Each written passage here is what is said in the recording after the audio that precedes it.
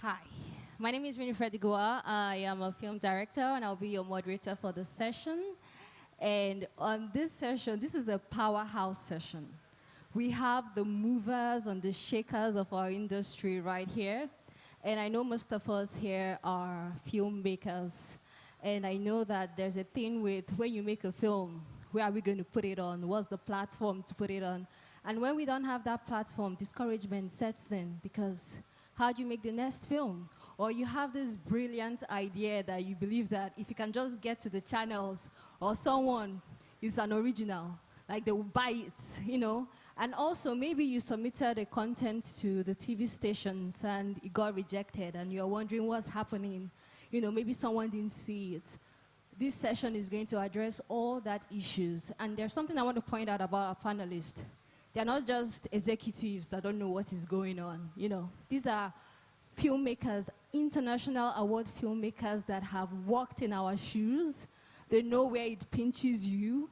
So they are talking from a now. He is the head of productions for Africa Magic West Africa. So please, a round of applause for Mr. Victor Sanchez Agawa. If you want to put your film in Africa Magic, you better be clapping now. Thank you so much, sir. All right, up next we have all right, let me just move on to another award-winning filmmaker. She is a powerhouse that is leading something that is going to be mighty very soon. Let me not go into the details. She's going to give us more of that when she comes up here. She is the channel's head, Paramount, and there's BET Africa coming into Nigeria, and they are looking for content. So when I call up her name, you better start clapping. So let's please give it up for Busola Komolafe.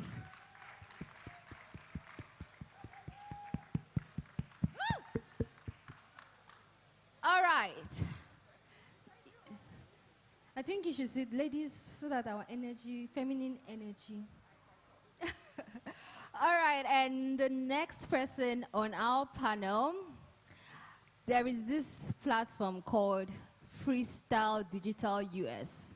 I don't know if it's new to you, but they are distributors and they acquire content as well. So they can acquire your content and get them to different platforms across Africa and the world. So when I call up his name and you want your content to go somewhere, you stand up and clap or clap very well. You could be seeing you when you're clapping. So please, let's give a round of applause to the Director of Acquisitions, Freestyle Digital US, Mr. Chris Gray. I don't know about you, but I need my content on Freestyle. All right. Thank you so much. You're welcome. All right, so let's get straight into it, because right now we're talking commissioning and licensing content for African filmmakers, and we don't want too much story. Let's get into the business of the day. I'm going to ask one question, distinguished panelists, and it's going to go through, like the question applies to the three of you. And my question is, what is the strategy, your organization's strategy, when it comes to acquiring, commissioning, or licensing contents, and what factors affect your decision making?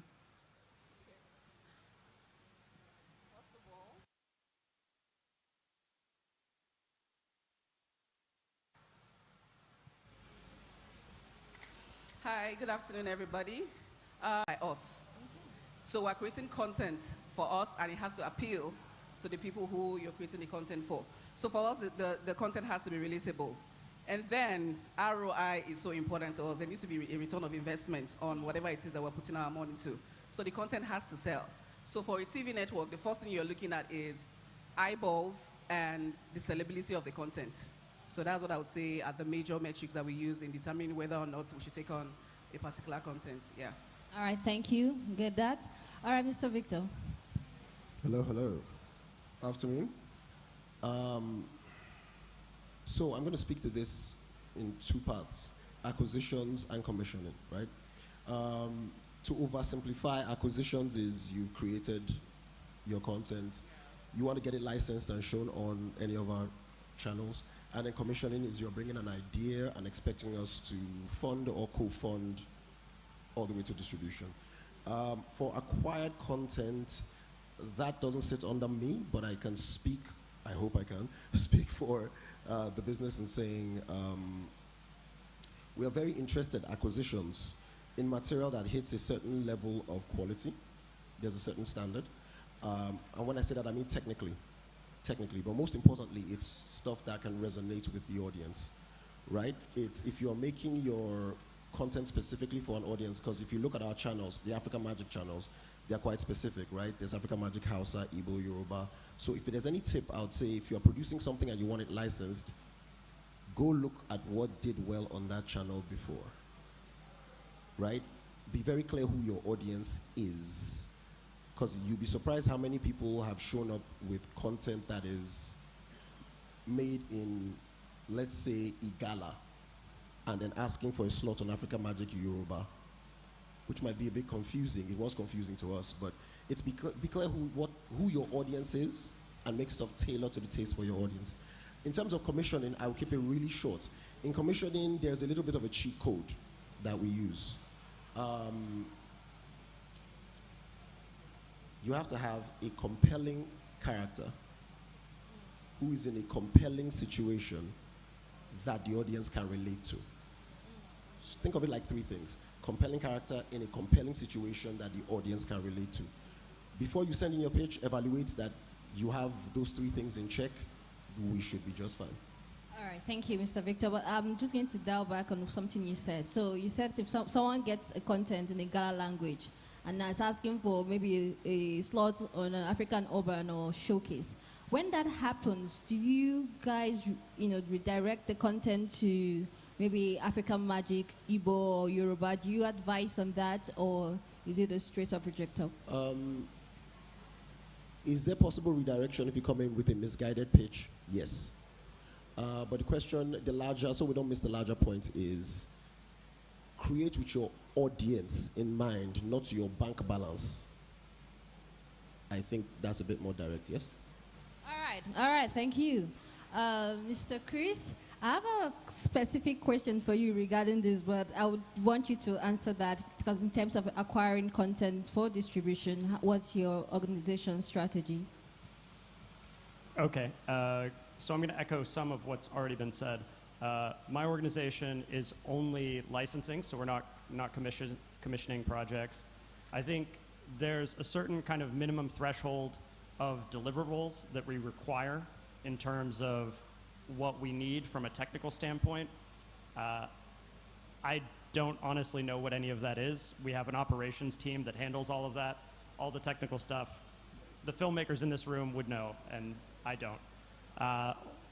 Past the technical requirements, there are certain legal requirements, stuff like E&O insurance, which I could probably have an entire 2-hour discourse on. But once it meets those minimum thresholds, then it kind of goes into an ROI conversation as how much it costs to acquire for us to acquire the content versus what we think we could sell it for. And in that case, it becomes much more of a kind of what the different platforms that we would license to are looking for. And a lot of that is genre. Some of that is cast, but a lot of that comes down to a genre conversation for most of the independent films that we're distributing. Thank you. I believe you sort of have answered the second question, because I was going to ask, so Freestyle Digital US distributes your content to different streaming platforms as well. I was going to ask if the streaming platform play a factor in what kind of content that you pick up to distribute. Yes, that's probably the simplest answer is yes. They are kind of the ones controlling the system, for better or worse, in a big way. Their directives and their kind of changing acquisition strategies changes what a distributor like us will try to acquire and move after in the marketplace. So trying to stay one step ahead of what they're looking for and having it before they ask for it. And it helps us to kind of package around the other films we'll have. when we're having a conversation. All right, thank you. This just goes very well into my next series of questions, again for the three of you, which is what the streaming platform or what the content is looking for. And I believe that, most of your information, you get it through like your data analytics, what your target audience wants, the preference. So my question would be how much the target audience affects the kind of content that you pick up to acquire or to commission or to license. And also genre, the specific genre. I was going to ask Mr. Victor this very certain question. How embracing are you of other types of genres that are not doing so well? Because I know like on African Magic right now, we have Slum King, which is such an amazing content. We have Love and Light. We have Refuge, as a limited series. So like, do you use that same pattern? Like, okay, this is working, and the content that we're going to get now has to follow this. Or if another content comes in that is not, with the light of what your target audience are on, are you accepting of those content? So I will start with, yes.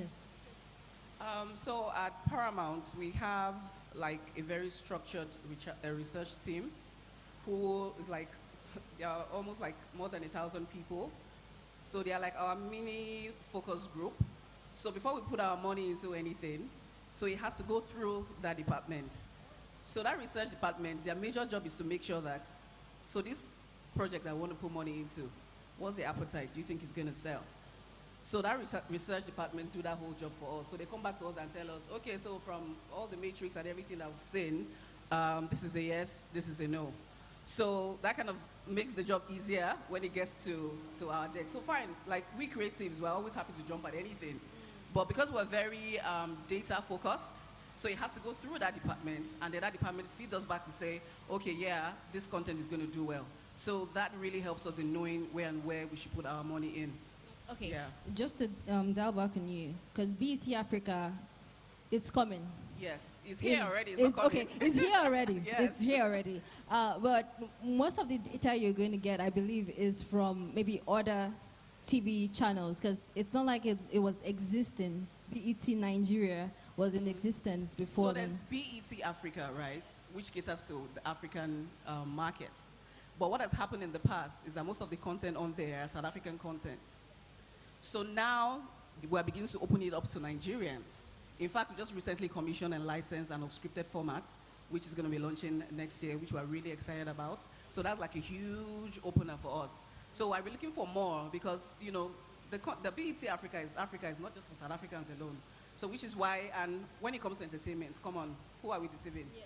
Entertainment is Nigeria, So, yeah, entertainment is Nigeria. So yeah, so the Nigerian content needs to sit on BET, needs to live on BET, and needs to flourish on BET, and that's why we're here.